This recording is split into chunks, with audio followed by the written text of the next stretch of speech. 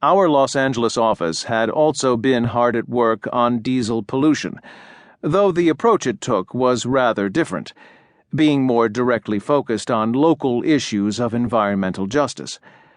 Los Angeles was notorious as the smog capital of the United States, the result of the thermal inversion caused by the unique geography and climate, as well as the freeway system and car-centric culture.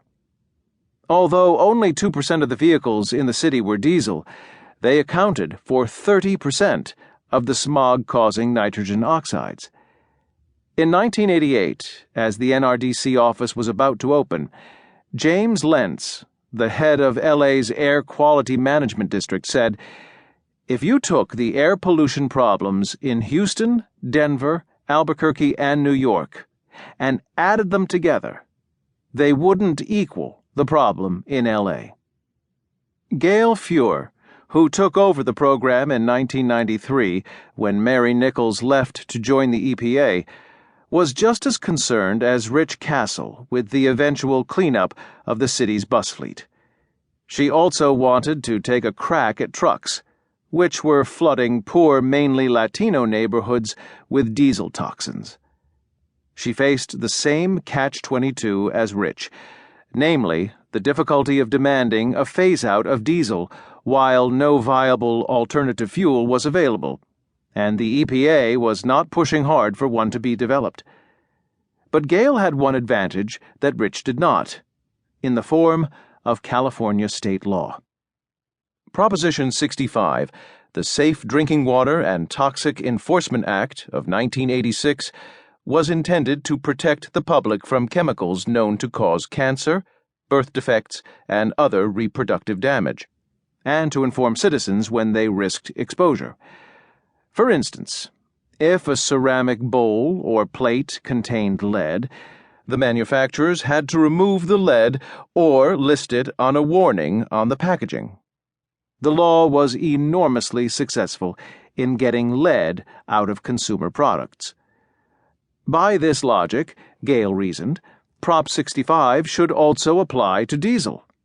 After all, the state had listed diesel exhaust as a toxic pollutant, but no one using the fuel was warning the people living near the supply centers, fueling stations, or factories that they were being exposed to risk. Her first task was to prove the risk, and that meant collecting precise on-site data. Working with the Coalition for Clean Air and the San Francisco-based Environmental Law Foundation, which specialized in Prop 65 cases, Gail decided to look at the low-income Latino neighborhood around a huge trucking distribution center in South Los Angeles. "They don't build these places in Beverly Hills," she noted dryly.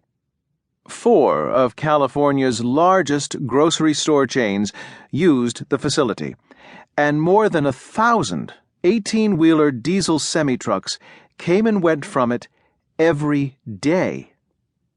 It was NRDC's first big undercover operation, and it was more than a year in the planning. In January 1998, Gail and her partners assembled their team of 10 expert consultants and a group of student and NRDC volunteers, and staked out the transfer center 24 hours a day for a week. They set up 2 monitoring stations, one to measure emissions upwind and one downwind, where the diesel fumes would be much more intense. 2 rented vans with video equipment recorded every truck entering or leaving the facility, while the volunteers hunched over walkie-talkies, whispering messages like, "The bird is flying, code green," and Gail sat in a nearby backyard among children's toys and tricycles, radioing back instructions. By the end of the week, they had all the evidence they needed. The levels of carcinogenic emissions from the truck exhausts were between 10 and 100 times the legal limit.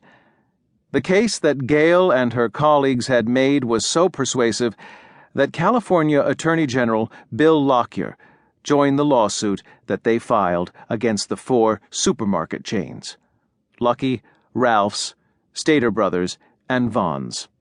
and its parent company, Safeway. The companies filed motions to dismiss the case, but lost. In 2000, we reached a settlement, and they agreed to issue warnings to the neighborhood.